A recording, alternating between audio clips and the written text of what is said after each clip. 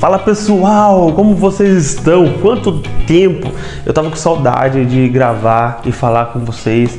Os dias têm sido assim muito loucos, mas esse é assunto para um outro vídeo, porque esse vídeo aqui é assunto da nossa série Fundamentos. Sim, vamos ter a cara de pau de depois de um mês voltar trazendo mais um vídeo da série Fundamentos para você. É claro, tem que acontecer, porque aqui a gente termina o que a gente começa, beleza? Então nós, no último vídeo que nós falamos sobre fundamentos, a gente trabalhou bastante sobre os 5 ministérios, como funciona, por que isso é um fundamento para a igreja, por que é necessário viver numa comunidade que vive dessa forma. E outro fundamento que é importantíssimo, que é um fundamento que os apóstolos acreditavam e foi passado de geração a geração, é a bendita esperança. Você em algum momento já ouviu falar sobre a bendita esperança, certo? Numa música, numa frase, alguém que leu um versículo bíblico que falou sobre a bendita esperança. Mas o que é a bendita esperança? E mais ainda, o que é a bendita esperança para você? Entendeu? É muito importante, amigos, nós entendermos a bendita esperança, porque eu vou falar para você, eu vivi por décadas, sim, décadas dentro de igreja, ouvindo falar sobre a volta de Cristo, ouvindo falar sobre tantas coisas, sem entender e sem viver a bendita esperança. Então eu trouxe aqui para você hoje 2 textos para nós falarmos sobre a bendita esperança. Primeiro, eu trouxe o texto de Tito, carta de Paulo para Tito, no capítulo 2 e o versículo 11, diz assim: porque a graça de Deus que traz libertação apareceu a todos os povos. Ela nos ensina a renunciar à impiedade e aos prazeres mundanos e a viver de maneira controlada, justa e piedosa nesta era, enquanto continuamos a esperar pelo bendito cumprimento de nossa esperança infalível, ou, em algumas versões, pelo cumprimento da nossa bendita esperança. 2 pontos. O aparecimento da glória do nosso grande Deus e a aparição do nosso libertador, Jesus, o Messias. Então, muito bem. O que é então a bendita esperança? A bendita esperança, Paulo falando aqui para Tito, é o aparecimento da glória do nosso Deus e do nosso libertador, Jesus Cristo. Certo? Então, antes de mais nada, quando se fala de bendita esperança, nós estamos falando sobre o aparecimento da glória de Deus. Escrituristicamente falando, toda vez que Jesus fala sobre a volta dele é vista, é percebida, é um fato que vai abalar as nações. Todo olho o verá. Mateus 24, ele fala isso, que olha, logo após as aflições daquele dia, o sol vai perder o seu brilho e então vocês verão o sinal do Filho do Homem voltando com as nuvens, com poder e grande glória.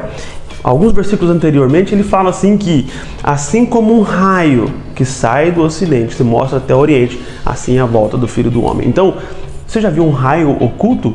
Um relâmpago escondido? Não existe, porque um relâmpago ele vem acompanhado de luz, ele vem acompanhado de estrondo. Então essa é a volta do Senhor Jesus. Ele compara a volta dele como um raio. Vai ser violento, vai ser forte, vai ser estrondoso e vai assim clarear, tornar a noite dia. Você entende? Então, antes de mais nada, bendita esperança é a volta do nosso Senhor, é a volta do Senhor Jesus. Para quê? Para poder nos levar para o céu? Não. Infelizmente ou felizmente, não é essa a função da volta, da bendita esperança do Senhor. Então, Jonathan, para que o Senhor Jesus volta, aparece no céu então de novo? Para que isso? Qual que é a ideia disso? Para isso, eu quero falar com você do texto que nós temos aqui em Timóteo, a segunda carta de Paulo a Timóteo. Ele fala assim, no capítulo 4, eu o incumbo de forma solene diante de Deus e do Messias, que julgará os vivos e os mortos quando aparecer e estabelecer seu reino. Anuncie a palavra, seja pronto, quer seja o tempo favorável, quer não, convença, censure, exorte com paciência inesgotável e com o ensino.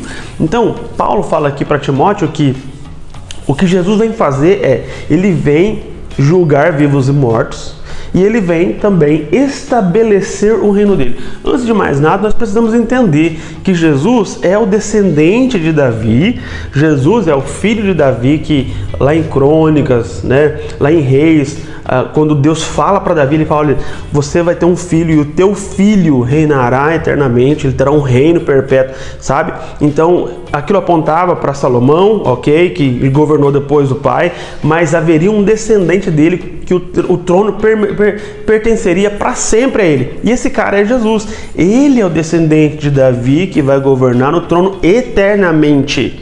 E isso não aconteceu, porque Jesus está no trono. Amém. Glória a Deus, ele está no trono, mas o trono em que Jesus se assenta agora não é o trono de Davi. O trono em que Jesus se assenta agora é o trono do Pai. Isso, a Bíblia diz isso várias vezes, que ele ressuscitou e sentou-se à destra do Pai, mas em momento nenhum as Escrituras dizem que Jesus se assentou no trono de Davi. Que o trono de Deus é o trono de Davi. Não é errado dizer isso, é uma heresia dizer isso, tá? Então, o que Jesus vai fazer? Ele vem estabelecer o seu reino.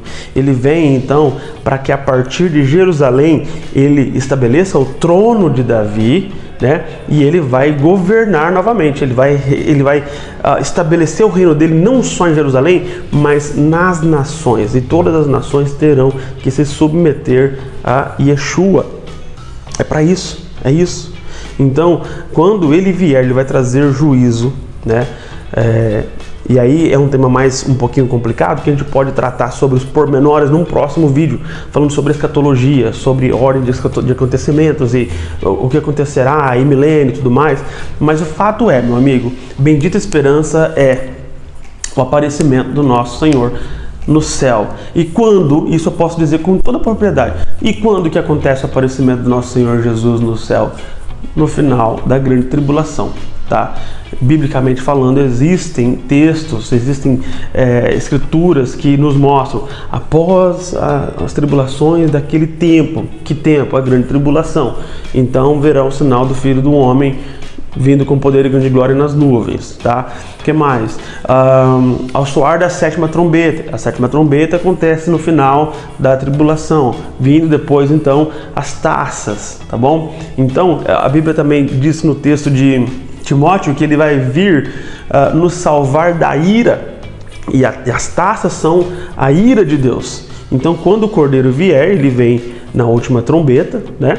E nos salva da ira, do derramar das taças sobre o planeta, sobre a besta, sobre o reino das trevas, e depois desceremos com ele até Jerusalém e estabeleceremos o reino dele, o governo dele. Então, por que é importante eu entender a respeito da bendita esperança? Primeiro, porque esse é o coração de Deus. Não é sobre Jesus vir e resgatar a igreja, simplesmente levar para o céu, né? Não, é sobre Jesus vir morar com o seu povo. E desde Gênesis até Apocalipse, as Escrituras revelam o coração de Deus, que ele quer morar no meio do seu povo, ele quer habitar junto com o seu povo. Lá em Apocalipse 22, vai falar assim que agora o tabernáculo de Deus está com os homens. Apocalipse 21 diz isso, perdão. Agora o tabernáculo de Deus está com os homens e ele será o Deus deles, eles serão seus filhos, seu povo. Você entende? Então, o desejo de Deus é morar aqui. Só que para o Pai vir habitar aqui, quando a Nova Jerusalém descer, é necessário que o Filho governe por 1000 anos para vencer todo o principado, todo o potestade, como diz lá em 1 Coríntios capítulo 15, versículo 20 a seguir, vai falar sobre isso, né? Sobre a ressurreição, sobre o que acontece, sobre Jesus ter que reinar para governar e vencer todos os inimigos de Deus, e o último a ser vencido será a morte, né? Então, assim, o reinado milenar de Cristo, ele vem para preparar a terra, para preparar essa realidade, para receber o Pai eternamente habitando aqui. Então, a bendita esperança, amigos, sempre que nós cantamos a respeito disso, que nós falamos a respeito disso, nós estamos compartilhando o coração de Deus, porque Ele quer morar aqui, porque Jesus quer voltar, estabelecer o reino dele lá em Jerusalém. Jesus quer retornar e estar com o seu povo. Deus quer vir morar comigo, conosco, com você. E tem uma ideia que eu sempre digo, que eu acho lindo, amigos, que Deus terá um CEP aqui nessa terra. Então, quando alguém pergunta onde Deus mora, nós poderíamos dizer, Ele mora no endereço tal, lá em Jerusalém. Você entende isso? Então a bendita esperança é sobre isso. É sobre o nosso Pai, o nosso Deus habitando aqui. A bendita esperança é sobre convergência de realidades. O mundo espiritual, o mundo natural, todos numa única realidade. A bendita esperança é sobre isso. A bendita esperança é sobre o fim da morte, fim das guerras, fim das ideologias. A bendita esperança é sobre finalmente Jesus governando, reinando, sabe? Destruindo toda a impiedade, toda a maldade, toda a injustiça e colocando o reino dele, o reino que vai solucionar de uma vez por todas as controvérsias da humanidade, todos os problemas e questões sociais, humanitárias que possam existir. Yeshua, o Messias, resolverá todas essas coisas. Então deu para você entender um pouquinho sobre a bendita esperança? Eu espero que você tenha entendido e eu quero convidar você desde já, por favor, dá um like aqui nesse vídeo, ajuda a gente aí, né? Dá um like, porque quando você faz isso, o YouTube entrega o nosso conteúdo para outras pessoas também, a gente consegue levar isso mais adiante. Então dá um like aqui se você entendeu essa verdade, comenta para mim aqui o que fez diferença esse conteúdo para você. Conta para mim nos comentários o que você acreditava sobre a bendita esperança e após esse vídeo você passou a entender, né? Fala para mim, eu quero ouvir você. Não deixa de seguir a gente, por favor, lá no nosso Instagram, tá? Jonathan PDJ, tá aqui, tudo aqui na descrição.